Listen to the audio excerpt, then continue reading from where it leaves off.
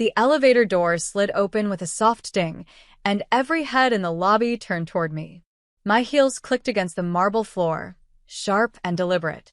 I wasn't there to prove anything, just to walk through the same doors I once wasn't allowed near. And then came her voice.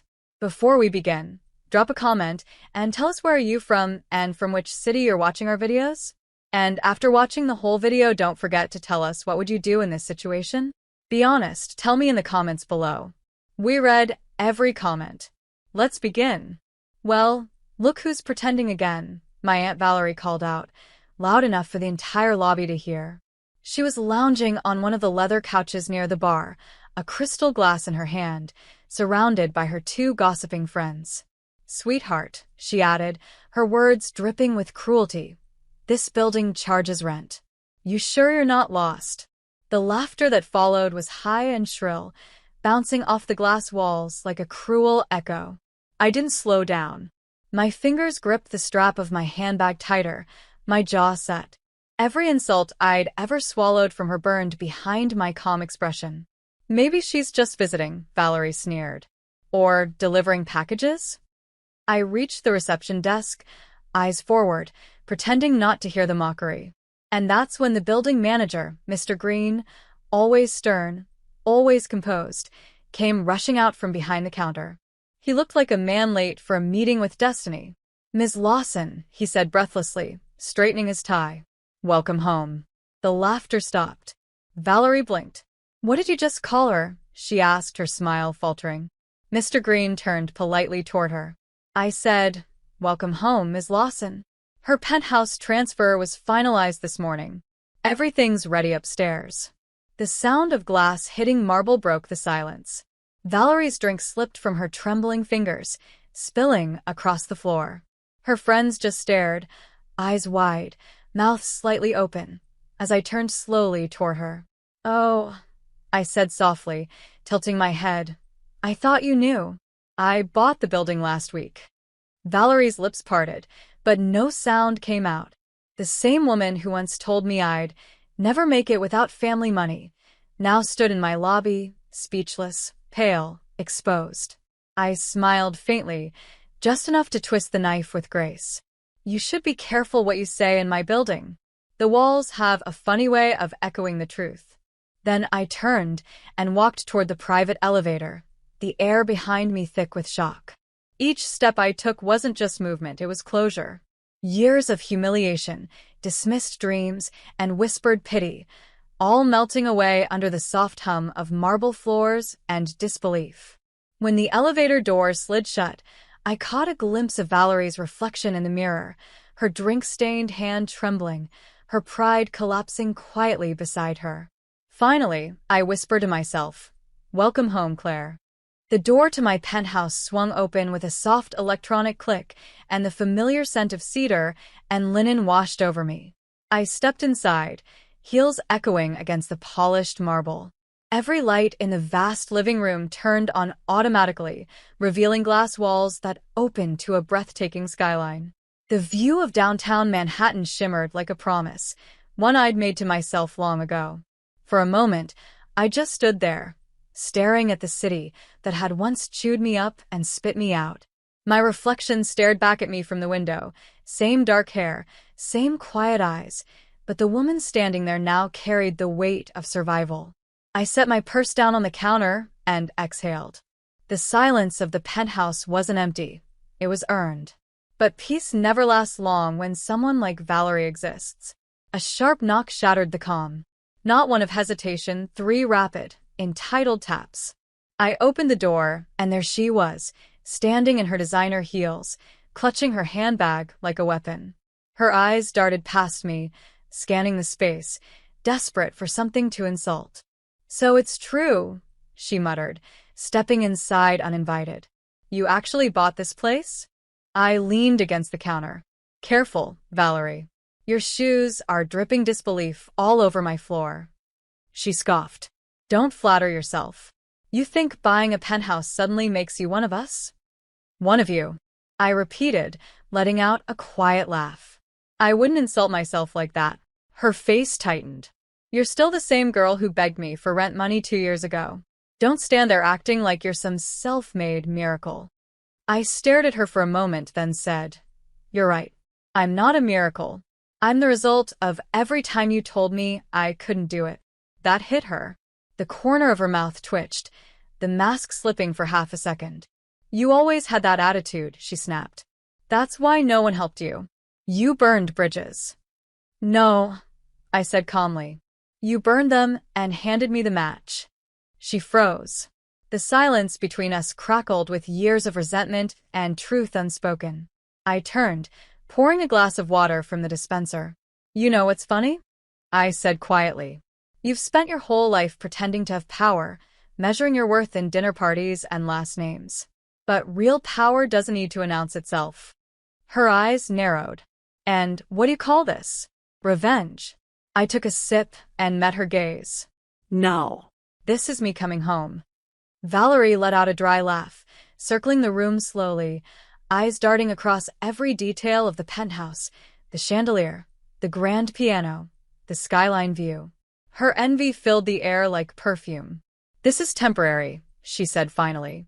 "People like you never stay on top. You'll make one wrong decision, and it'll all come crashing down." I smiled faintly. "Then I'll build it again. That's the difference between us. You inherited. I learned." Her jaw clenched, but before she could answer, the elevator behind her chimed again. Mr. Green stepped out, holding a folder. "Ms. Lawson, here are the updated ownership documents for the building. Congratulations again." He nodded politely to Valerie, then left. She stared at the folder on my counter as if it were poison. You bought the whole building?" "Technically," I said, picking up the papers, "just the tower.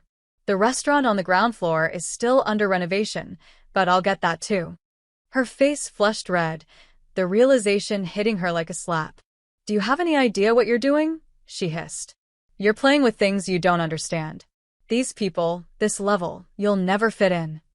I stepped closer, lowering my voice until my words landed like quiet thunder. "I don't need to fit in, Valerie. I own the door they're all trying to walk through." She stared at me, speechless for the first time in her life. Her hand trembled slightly as she clutched her bag, desperate to find some shard of superiority left to hide behind. Then she laughed, a dry, brittle sound that didn't reach her eyes. "You think money changes everything? It doesn't buy class. Or respect."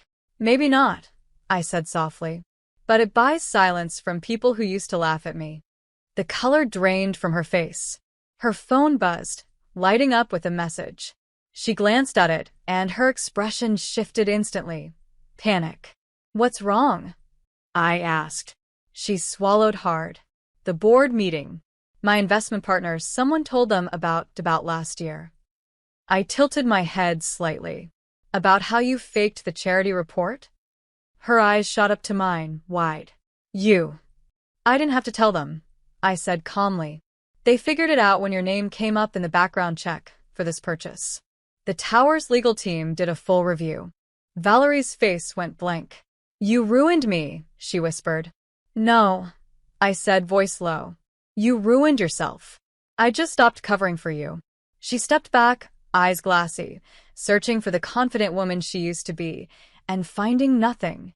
"Get out of my home, Valerie," I said firmly, "before you embarrass yourself more." She didn't argue. She just stood there, staring at the skyline she once mocked me for chasing, then turned toward the elevator.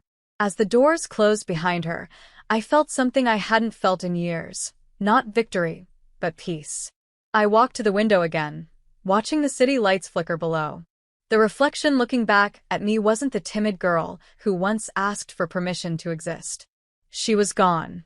In her place stood a woman who built her own worth, brick by painful brick, until the world finally had no choice but to call her Ms. Lawson. And for the first time, I smiled, whispering to the empty room, "Let them laugh. I'll keep building higher." The invitation arrived 2 days later, embossed in gold, sealed with a delicate V. Valerie's name, written in elegant cursive, glared up at me like a challenge. Lawson Charity Gala, an evening of legacy and power. Legacy. The word almost made me laugh. Valerie didn't believe in legacy. She believed in control. And after what happened in my lobby, she needed to remind the world she still had it.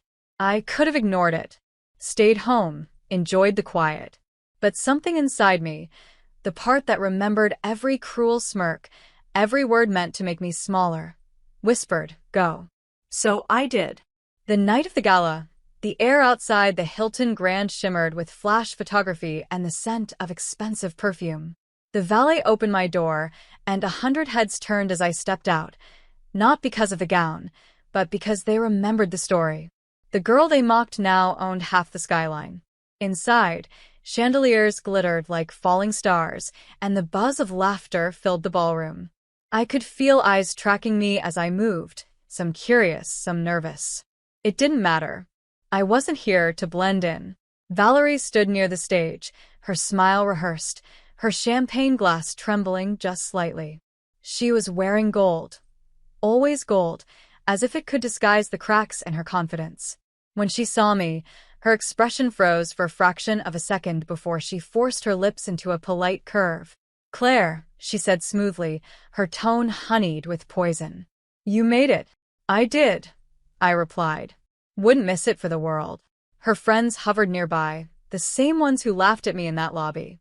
One of them leaned over and whispered, "Isn't that the girl who used to wait tables downtown?"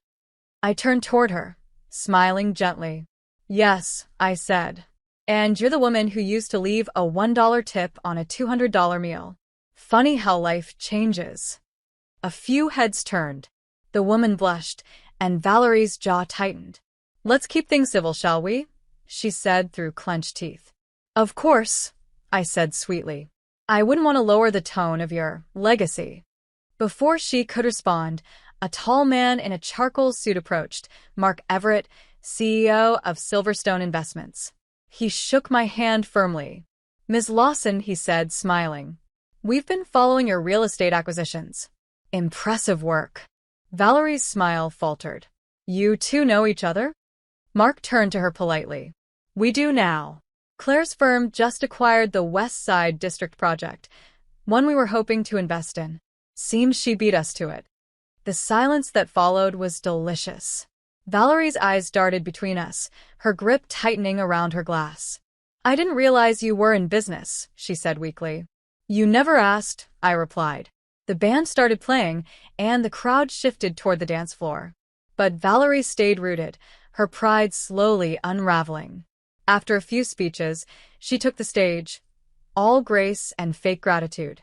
"Tonight," she began, voice trembling only slightly, "is about giving back, about the people who make this city what it is." She talked about hard work, sacrifice, community, all words she'd never practiced a day in her life. And as she spoke, I couldn't help but think about every time she'd told me I was wasting my time chasing dreams. Every time she'd laughed at me for believing kindness could survive in business. When her speech ended, polite applause rippled through the room. Then, to my surprise, she gestured toward me. "And of course," she said, smiling too widely, "we're honored to have my dear niece here tonight, Miss Claire Lawson. Her recent success is a reminder that fortune favors the bold." The spotlight swung toward me. Every face turned. I stood slowly, meeting her gaze across the ballroom. She expected a nod, maybe a polite smile, a quiet surrender. Instead, I walked toward the stage. Her smile faltered. "Claire, this isn't." "I just wanted to say something," I said into the microphone, voice steady. "You're right, Valerie. Fortune does favor the bold, but it also remembers those who were kind when no one was watching." The crowd quieted. My words hung in the air like smoke. "I used to think success was about money or status," I continued. "But standing here tonight, I realize it's about growth. It's about rising without stepping on others to do it." A murmur spread through the audience. I could see some of Valerie's so-called allies exchanging looks. And for those who laughed at me when I fell, I said softly, "Thank you, because you taught me how to stand taller." I handed the mic back, smiled at Valerie's pale face, and walked off the stage to the sound of genuine applause. She stood frozen behind me, her speech forgotten, her mask slipping inch by inch. Later that night, As guests began to leave, Mark Everett approached me again near the balcony. "You handled that beautifully," he said. "Class over chaos. We could use someone like you on our next project." I smiled. "I'll think about it." Valerie passed by on her way out, avoiding eye contact. For the first time, she didn't have anything to say. Her silence was louder than her insults had ever been. Outside, cool air brushed my skin as I waited for my car. The city hummed below, alive and indifferent. I'd come full circle, from the girl no one believed in, to the woman they couldn't ignore. As my car pulled up, I glanced at the skyline once more. Power didn't mean revenge anymore. It meant peace. It meant standing on your own, no matter who doubted you. And as I stepped inside the car, I whispered with a quiet smile, "Let them talk. I've got work to do." The following morning, sunlight spilled through the penthouse windows, painting the marble floors gold. My phone buzzed with unread messages, articles, press mentions, business proposals. The video of my speech from the gala had gone viral overnight. People called it the most graceful power move of the year. I wasn't chasing fame, but I'd be lying if I said it didn't feel good. Then the call came. Valerie. For a moment, I just stared at her name flashing on the screen. The same woman who once told me, "You'll never make it without me." The same voice that haunted every failure and every sleepless night. I picked up. "Morning, Aunt Valerie." Her tone was low, stripped of the arrogance that used to fill every word. "You humiliated me last night," she said flatly. "Do you have any idea what you've done?" "Yes," I said calmly. I told the truth. "That wasn't your moment, Claire. That was my event, my people." "Funny," I said. "They didn't seem like yours when they stood and applauded." She was silent for a beat, then sighed. "You think this means you've won? Life doesn't work like that. You'll find out soon enough. People will turn on you." "Maybe," I replied. "But at least I won't turn on myself to please them." She didn't respond. For once, Valerie Lawson, the queen of cutting remarks, had nothing left to say. "Goodbye, Aunt Valerie," I said softly, and ended the call. I set my phone down and walked toward the balcony. The city stretched out below, glittering with possibility. But even as I breathed in that crisp morning air, I knew this wasn't the end. Not really. Because revenge wasn't about destroying someone else anymore. It was about proving to myself that I didn't need their approval to rise. Later that week, I attended a board meeting for my company. The conference room overlooked the river, sunlight catching the glass like fire. My assistant, Mia, smiled as she handed me a new folder. "The deal went through, Claire," she said. "We just finalized the acquisition of Lawson Holdings." I froze. "Wait, Lawson Holdings? As in?" She nodded. "Your aunt's firm. It went bankrupt after her investors pulled out. You're now the majority shareholder." For a second, I didn't know whether to laugh or cry. Life had just come full circle in the quietest, most poetic way imaginable. "Send her a formal notice," I said after a pause. "And make sure it's kind. No gloating." Mia tilted her head. "You don't want her to know you bought it?" "Oh, she'll know," I said, smiling faintly. "But I don't need to rub it in. Some victories speak for themselves." That evening, as the city lights blinked awake, I stood again in the penthouse lobby. Mr. Green greeted me with his usual calm smile. "Evening, Ms. Lawson," he said warmly. Behind him, the same marble floor gleamed, the same one where Valerie once laughed at me. But now, everything felt different. Lighter. Quieter. A woman passed by, holding her little girl's hand. The child looked up at me and smiled. "You live here?" she asked. I knelt slightly. "Yes, I do." "That's so cool," the girl said shyly. "My mom says people who live high up must be brave." I smiled at that. "Your mom's right. But it's not about how high you live. It's about how hard you climbed." She grinned, then skipped away. I turned back toward the elevator. My reflection in the mirrored doors didn't look like a woman chasing revenge anymore. It looked like someone who'd finally made peace with her past. As the doors closed, I whispered, almost to myself, "Not pretending anymore." And for the first time, It truly felt like home.